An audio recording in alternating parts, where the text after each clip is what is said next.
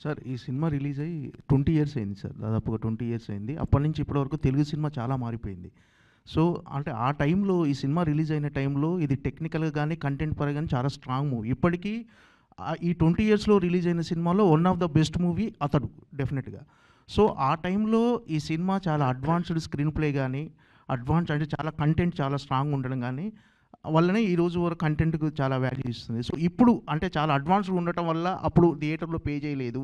ఇప్పుడు ఒకవేళ ఈ కంటెంట్‌తో ఇప్పుడున్న టెక్నాలజీ తోడై వస్తే ఖచ్చితంగా ఈ సినిమా వన్ ఆఫ్ ద అంటే టాప్ మూవీస్‌లో ఉండేదని మీరు అనుకుంటున్నారు. థియేటర్‌లో ఇప్పుడైతే బాగా పే చేసేదని ఫీల్ అవుతున్నారు. డెఫినెట్‌గా రండి. ఎందుకంటే ఇవాళ రిలీజ్ అయినా కూడా ఆ ఎక్స్‌పెక్టేషన్స్ మాకున్నాయి. ఆ రోజుల్లో బాగా అడ్వాన్స్డ్. ఇంకో 10 ఏళ్ల తర్వాత తీయాల్సిన సినిమాని ఎర్లీగా తీసామనే ఫీలింగ్ కూడా వచ్చింది మా అందరికి కూడా, చూసిన వాళ్ళకి కూడా. తర్వాత ఒకసారి ఏదో సందర్భంగా చక్రపాణి గారి దగ్గర, నాగిరెడ్డి గారి చక్రపాణి గారు తెలుసు కదా, విజయ ప్రొడక్షన్స్ వాళ్ళ దగ్గరికి వచ్చి ఏదో మీద మా సినిమా 100 రోజులు ఆడిందండి అన్నాడు. ఏంటి మీ సినిమా 100 రోజులు ఆడిందా అన్నాడు. అవును సార్ అన్నాడు. అంటే రిలీజ్ అయిన థియేటర్లోనే ఆడిందా అన్నాడు. లేదండి కొన్ని థియేటర్స్లో షిఫ్టింగ్లు చేసామండి, కొన్నింటిలో మార్నింగ్ షోలు వేసామండి అన్నాడు.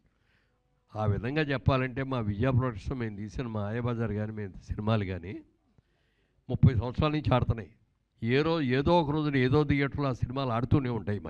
మరి మేము చేసుకోవాలి 30 ఏళ్ళ ఫంక్షన్, 100 రోజుల ఫంక్షన్ కాదు అని చెప్పి అన్నారు. అట్లా మరి వాటి రోజున రీ రన్స్ రావాలి. క్లాసిక్స్ ఇవన్నీ కూడా మంచి క్లాసిక్ ఫిల్మ్స్లో one of the classic picture, మోడర్న్గా తీసిన క్లాసిక్ ఫిల్మ్ ఇది. మురళీమోహన్ గారు సార్ ఇటు సార్ సార్ ఒకప్పుడు మీ టైంలో ప్రొడ్యూసర్కే చాలా సినిమా మీద గ్రిప్ అనేది చాలా ఎక్కువ ఉండేది, ప్రొడక్షన్ మీద కానీ అన్నిటి మీద. ఇప్పుడు అంటారా ఇప్పుడు చాలా తగ్గింది. ఇప్పుడు అందరికీ తెలిసిందే అది. ఒక రకంగా అతడు అనేది మధ్య టైం అది. అప్పట్లో మీ టైంలో ప్రొడక్షన్ మీద మీకు ఎంత గ్రిప్ ఉండేది అతడు ప్రొడక్షన్ మీద? యాక్చువల్గా అతను ప్రొడక్షన్ అప్పుడు మేము రియల్ ఎస్టేట్లో కూడా కొంచెం బాగా బిజీ అవటం ఒకటి మేము అన్నాం అనమాట. అది ఎందుకంటే ఆ టెక్నాలజీకి ఇంకా మేము అడాప్ట్ కాలేదు అందుకని డైరెక్ట్ గారిని అడిగాం అనమాట.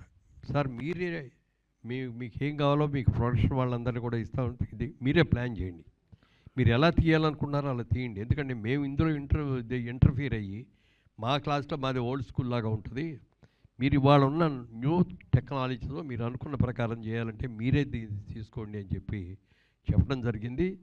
అలాగే వాళ్ళు చేశారు. అయితే వాళ్ళకి మాకు తేడా ఏంటంటే మేము షెడ్యూల్ ప్రకారం తీసుకొని కరెక్ట్గా అనుకున్నట్టుగా రిలీజ్ చేయగలిగేలో అనుకున్న బడ్జెట్ ప్రకారం అయ్యేది.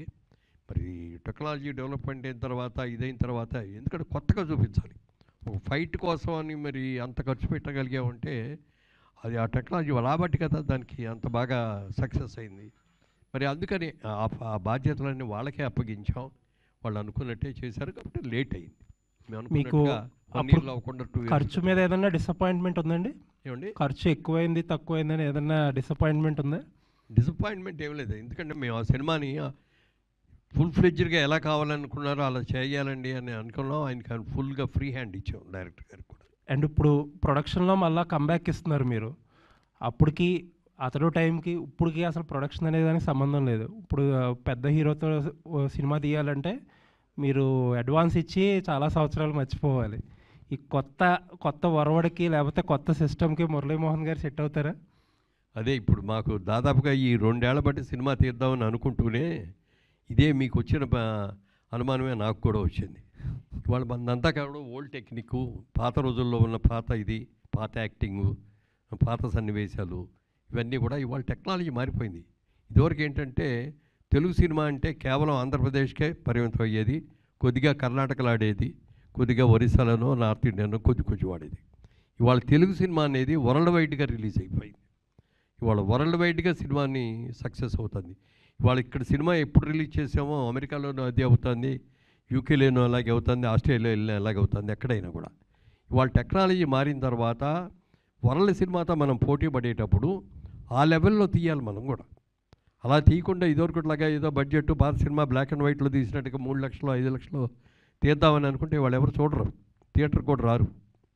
అందుకని టెక్నాలజీని మనం డెవలప్ చేసుకొని దాన్ని ఆ లెవెల్లో తీసినప్పుడే మనం వరల్డ్ సినిమాతో పోటీ పడగలుగుతాం. All the best.